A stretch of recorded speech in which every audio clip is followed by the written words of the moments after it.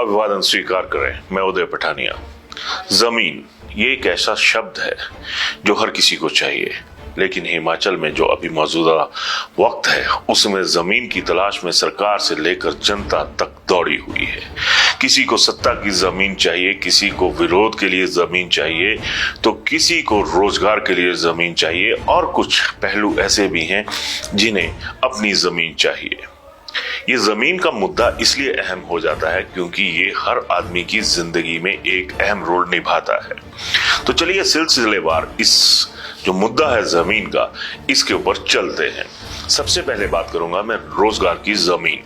रोजगार की जमीन को तलाशने के लिए पिछले कई दिनों से जो हमारे युवा हैं हिमाचल के, वो चौड़ा मैदान में छाती चौड़ी कर बैठे हुए हैं। मौसम बिगड़ रहा है, उनकी हालत बिगड़ रही है, लेकिन उन्हें वो जमीन नहीं मिल पा रही जिसकी तलाश में वो वहां पर बैठे हुए हैं। अब अगर आप उस शामियाने के हालात देखें, शामियाना तो क्या कहना, उस तंबू के हालात देखें जिसके अंदर हमारा जो बेरोजगार युवा है वो बैठा हुआ है। लगातार शिमला में मौसम खराब चल रहा है, ठंडी हवाएं वहां पर चल रही हैं, बर्फानी हवाएं वहां पर चल रही हैं, लेकिन सरकार का कलेजा ठंडा होता नजर नहीं आ रहा। ये तमाम युवा जो हैं वो हिमाचली हैं। हिमाचली भी छोड़िए, ये हमारे युवा हैं, भारत के युवा हैं, लेकिन इन्हें रोजगार नहीं मिल पा रहा। जितने ये आंसू बहा रहे हैं उतना ही आंसू इनकी हालत देखकर शायद आसमान भी बहा रहा है। इन्हें सोने के लिए जगह नहीं है, ये रजाइयों में दुबके पड़े हैं, लेकिन दुर्भाग्य की बात है कि भारी बरसात आंधी तूफान की वजह से इनकी रजाइयां भी गीली हो चुकी हैं। लेकिन गर्माहट पसरी है तो सिर्फ और सिर्फ सरकार और सिस्टम में। ये वही युवा हैं जिन्हें आज तक मिलने कोई नहीं गया, और उस दौर में तो बिल्कुल नहीं गया जब नेताओं को अपनी जमीन की पड़ी हुई है। सरकार को लग रहा है कि हमारी जमीन खिसक रही है क्योंकि सरकार के बागी निकल चुके हैं। लेकिन फर्क देखिएगा, जब सरकार कोई बैठक करती है तो वो सिसिल में करती है, जो एक आला तरीन होटल है शिमला का, चौड़ा मैदान में ही। उससे चंद मीटर की दूरी पर ही, 50 मीटर की दूरी भी नहीं होगी शायद, वहां पर ये युवा बैठे हुए हैं। लेकिन हालात देखिए, एक तरफ युवा जो है वो तंबू में अपना जो वक्त है उसको गुजार रहे हैं, और सरकार ये सोच रही है कि मैं कहीं गुजर ना जाऊं, इसके लिए वो एक आला होटल में बैठ के कर रही है। लगातार सिसिल होटल का नाम मीडिया में चला हुआ है, लेकिन दुर्भाग्य की बात कहिए या फिर कुछ और, कि जो तंबू में बैठा हुआ आम आदमी है उसकी तरफ किसी का ध्यान नहीं है। इसी तरह से अगर मैं बात करूं कि जिन लोगों की वजह से सरकार सिसिल में बैठ के कर रही है, उसी तरह से जो बागी विधायक हैं वो भी एक आला होटल जो कि पड़ोसी राज्यों में है, ललित होटल, वहां पर है। वहां पर भी सुख सुविधाओं की कोई कमी नहीं है। फिर सवाल उठता है कि ये जमीन किसको कब मिलेगी। जिनके पास जमीन नहीं है वो तंबू में, और जिनके पास जमीन है और जमीन को बचाने की कोशिश कर रहे हैं उनके पास आला होटल्स हैं। फर्क तो साफ नजर आता है। अब जमीन की बात कर रहा हूं तो विक्रमादित्य सिंह, उन्होंने जब थोड़े से बगावती तेवर दिखाए जो अभी तक हाल फिलहाल ठंडे नजर आ रहे हैं, उन्होंने भी यही कहा कि मेरे पिताजी स्वर्गीय वीरभद्र सिंह के लिए जो मूर्ति लगनी थी उनके रिज पर, उसके लिए जमीन नहीं दी गई। यानी मसला यहां पर भी जमीन का है। तो बात उठती है कि जमीन में भेद क्यों, हर किसी के सपनों के साथ खिलवाड़ क्यों। अब आता हूं मैं जमीन के दूसरे मुद्दे के ऊपर, कांगड़ा एयरपोर्ट विस्तार। अब मेरा सवाल यहां पर सरकार और सरकार में अभी तक बैठे विक्रमादित्य सिंह से भी रहेगा, और यह सवाल है कांगड़ा एयरपोर्ट के विस्तारीकरण को लेकर। यहां पर तमाम लोग जो हैं वो सड़कों पर उतरे हुए हैं कि हमारी जो पुश्तैनी जमीनें हैं, जहां से हमारा रोजगार चलता है, हमारा परिवार पलता है, उस जमीन को हमसे ना छीनिए। लोग सड़कों पर हैं, लोग आग उगल रहे हैं, लेकिन किसी के ऊपर कोई फर्क नहीं पड़ रहा।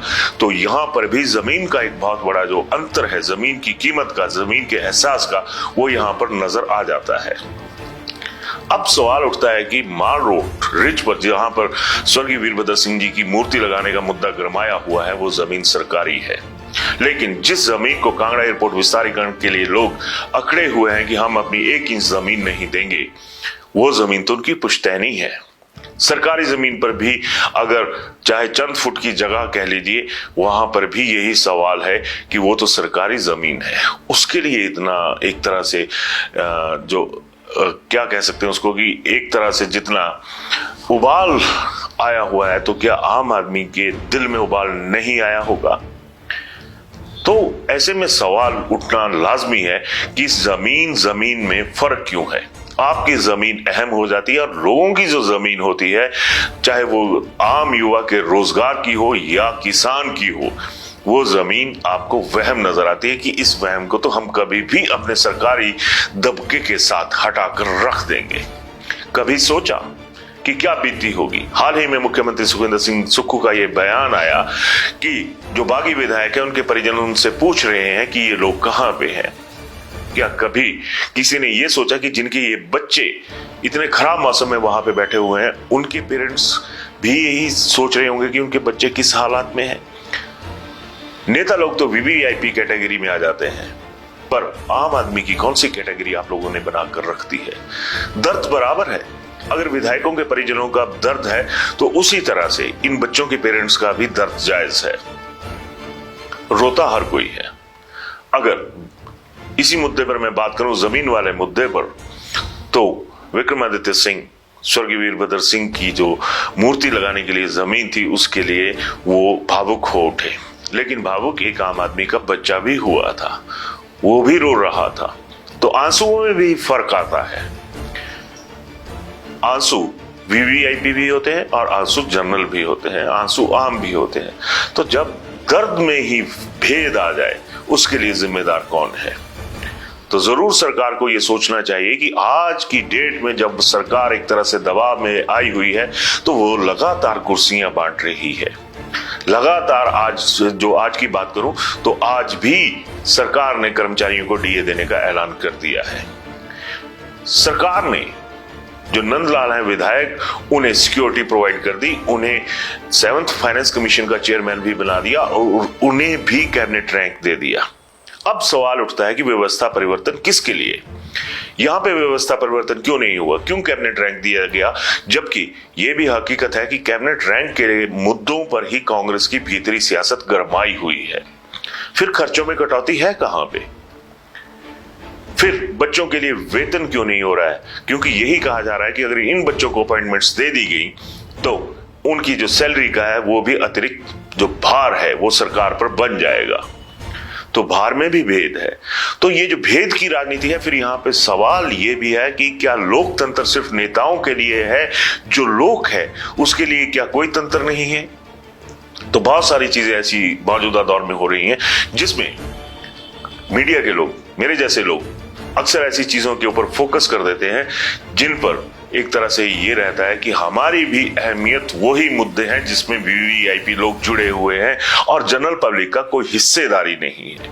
तो आप जरूर तय कीजिएगा कि क्या ये वक्त जो सियासी हरकतें हो रही हैं उन पर मजा लेने का है, या फिर जिस समाज पर ये नेताशाही राज करती है उसके मुद्दों को उठाने का है। अपनी राय जरूर दीजिएगा। धन्यवाद। शिमला होटल, घर के बाहर घर जैसा अपनापन। अपने वेकेशंस को सुनहरी यादों में पिरोएं शिमला होटल के साथ। राजसी वैभव और राजस्थानी आव भगत, जो देगी आपको एक रॉयल फील।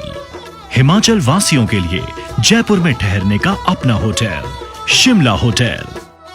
हेरिटेज अबव 1, हवा महल रोड, चांदी की टकसाल, जयपुर।